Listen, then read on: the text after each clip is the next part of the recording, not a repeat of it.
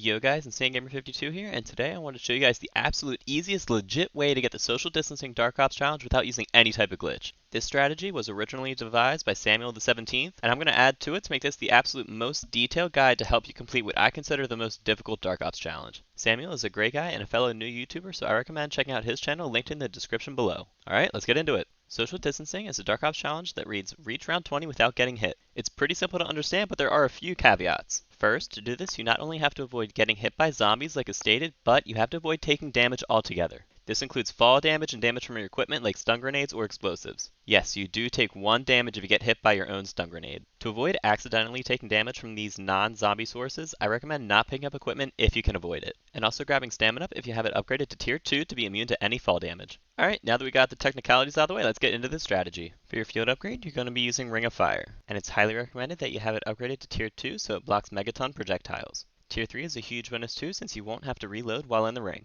With the recent nerf to shotguns, the best gun to use for this strategy is probably the M16. It'll be beneficial to have your tactical rifles upgraded to tier 2 or 3, but that's just a bonus to headshot damage and attachments so it isn't necessary. I'll be showing the attachments I used to complete this, and as you can see, my gun isn't max tier yet so I didn't have everything unlocked. If you have it unlocked, the Western Front blueprint for the M16 comes with the correct underbarrel and handle, which can come in handy if your gun isn't fully leveled yet. I recommend using an optic with at most a 1.37 times zoom. I prefer the quickshot LED since it's 1.25 times and has a slim outer rim. There are only 3 optics for the M16 that are 1.37 times or lower: the Millstop Reflex, Quick Dot LED, and Hawksmoor. For the muzzle, we want recoil control to keep those bursts from jumping above the head, so I chose the Infantry Compensator. Equipment drop rate isn't too important for this challenge and can actually mess you up if you're standing on an equipment drop and try to reload. For the barrel, I recommend the 15.9-inch Strike Team. Extra damage combined with fire rate is the best combination in my opinion since you don't really need damage range, bullet velocity, or armor damage for this challenge. For the body, I recommend the Steady Aim Laser. Hipfire can come in handy when a zombie gets too close, but we don't want to use one of the stronger lasers that penalizes our aim down sight speed since we'll be relying on that in combination with Deadshot. Salvage isn't that important since we won't be buying armor, so all of our salvage can go towards ranking up our gun, which is fine at blue or purple rank in the later rounds. For the underbarrel, I chose the Field Agent foregrip since you want vertical recoil control to really help those headshots stay on the head.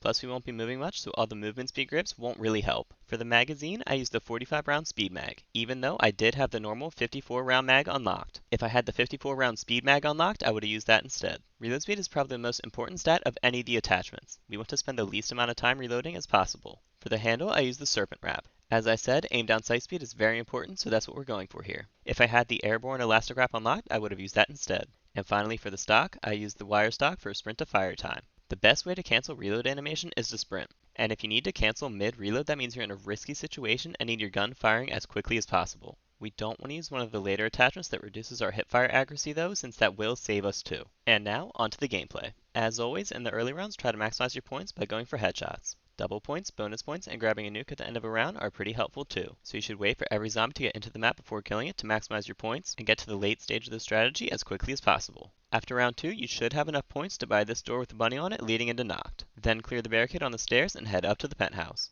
The reason you go here instead of continuing to train and spawn or anywhere else is so that you can avoid all the randomness that comes along with running a train. This way, all the zombies are always in front of you and you don't have to bob and weave every round to avoid getting hit. It only takes 1 hit for you to fail this challenge, so we want to be as safe as possible. While up here, the zombies will only come from 3 locations: over the wall to the left, over the wall in front of you, and off the screen to the right. At the beginning of every round, you want to start by focusing on the spawn straight ahead. Zombies come over this wall faster than the wall to the left, so you want to get them out of the way first. If you have a wider field of view setting or are using a 1.25 or 1.37 times optic on your gun, you should be able to see both spawn points while aiming in at either one. The most important thing here is to be very conscious of your ammo. Getting caught reloading is the #1 reason that I got hit while trying to grind out this challenge, which is why I recommend always using a speed mag. I used the 45 round speed mag instead of the 54 round regular mag specifically because of this. You also have to keep track of your stock ammo. If you have less than a third of your ammo at the end of a round, I suggest going downstairs and refilling before the next round starts. Stay here until round 6 or 7. It takes 11,250 points to unlock the rest of the doors to power, open up Pack-a-Punch, and Pack-a-Punch your weapon. If you want to leave at the end of round 6 but you don't have over 11,000 points, then get Deadshot instead of Pack-a-Punching your M16. Deadshot in this game is incredible.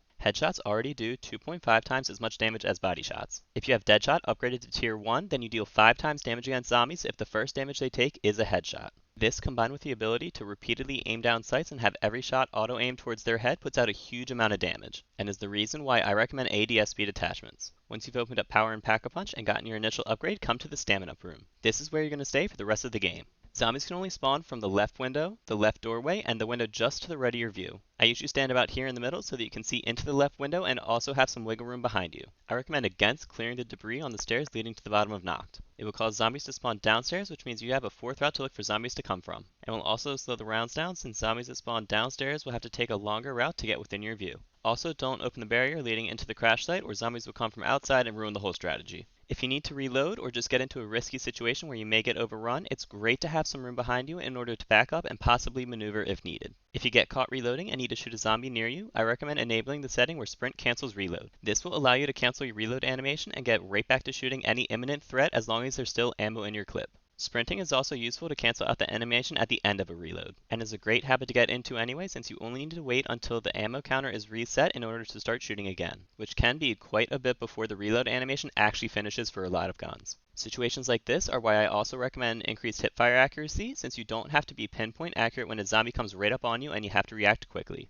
Make sure to kill dogs as soon as you see them. You want to keep their gas as far away from you as possible since it's difficult to see through and can lead to you getting snuck up on. Sometimes dogs will get stuck at the top of Noct. If this happens, just walk out the doorway to the left and go up the ramp in order to kill them. When a Megaton spawns, make sure to wait until he walks through the doorway to the left and then use your Ring of Fire. This will block all of his projectiles and give you 5 times damage to quickly kill him with ease. And it also lasts long enough for you to get that protection and damage boost against both of his splits as well. There's currently a bug where Megaton can spawn in the crash site and get stuck outside the map. Don't worry about killing him, but be aware that he will respawn inside Noct if you do walk to the front of this room near the doorway. As you're going through these rounds and racking up points, you will want to eventually get Deadshot, Speed Cola, and Pack-a-Punch. You can get Stamina up as well to be extra safe when heading back to the power room to avoid taking any accidental fall damage. You will want to eventually Pack-a-Punch a second time once you can afford it, and should be able to upgrade your gun to blue or even purple rarity at that time as well. And that's all there is to the strategy. Once you finish round 19 and hit the beginning of round 20, you should get the Dark Ops challenge, Social Distancing. Although there is a bug currently where it isn't awarding the challenge to everyone who completes it. So you may have to do this more than once, which can be extremely frustrating with how much time you've likely put into completing this.